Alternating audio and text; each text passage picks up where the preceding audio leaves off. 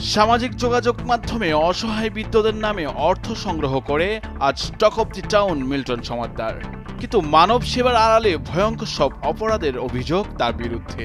এরই মাঝে মানব পাচার, মৃত্যু সনদ জাল করার অভিযোগে তাকে গ্রেপ্তার করে রিমান্ডে নেওয়া হয়েছে। এদিকে ফেঁসে যাচ্ছেন মিল্টনের স্ত্রী মৃত্যু হালদারও।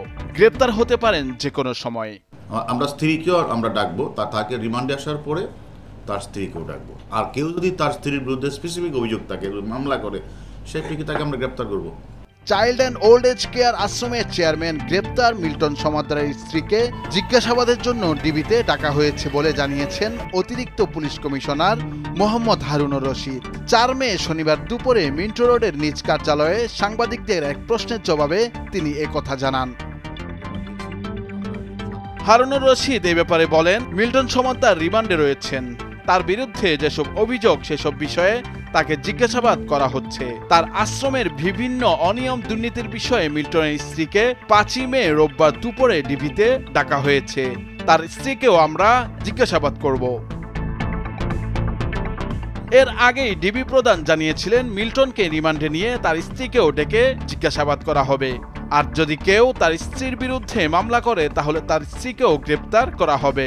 তার বিরুদ্ধে যে অভিযোগ সেগুলো সে অস্বীকার করতে পারেনি। এ ব্যাপারে তিনি আরো বলেন, নিজের বাবাকে পিটিয়ে গ্রাম ছেড়ে ঢাকায় এসে মিল্টন সমাদ্দার সাইকোতে পরিণত হয়েছে।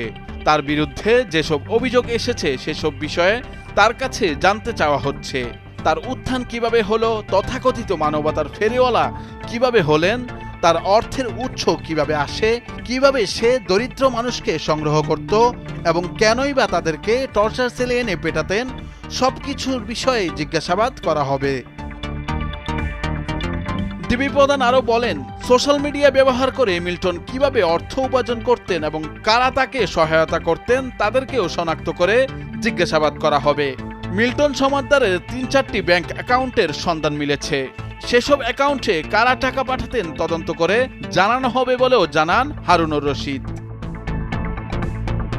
গত 1 মে বুধবার রাতে রাজধানীর মিরপুর এলাকায় অভিযান চালিয়ে মিল্টন সমাদ্দারকে আটক করে গোয়েন্দা মিরপুর বিভাগ। পরে রাতে তার বিরুদ্ধে মিরপুর মডেল থানায় বিভিন্ন অভিযোগে 3টি মামলা হয়। সেসব মামলায় আদালতে নেওয়া হলে মিল্টনকে 3 দিনের রিমান্ড দেন আদালত। গত কয়েকদিন ধরে মানবতার ফেরিওয়ালার মুখোশের আড়ালে ভয়ঙ্কর সব প্রতারণার অভিযোগ ওঠে সামাজিক যোগাযোগ মাধ্যমের পরিচিত মুখ মিল্টন সমাদ্দারের বিরুদ্ধে। এমনকি অসহায় মানুষের নামে সংগ্রহ করা অর্থ আত্মসাৎ এবং তাদের কিডনি সহ অঙ্গপ্রত্যঙ্গ চুরির অভিযোগ রয়েছে তার বিরুদ্ধে। এছাড়া জাল ডেথ সার্টিফিকেট তৈরি এবং জমি দখলের মতো গুরুতর সব অভিযোগ এখন চাউর হচ্ছে তার নামে। নুরুল আফসার, নিউজ ডেস্ক, ভোরের কাগজ। লেখা আছে অজ্ঞাত মৃত ব্যক্তিদের সৎকার ও দাপন কাপড় প্রসঙ্গে।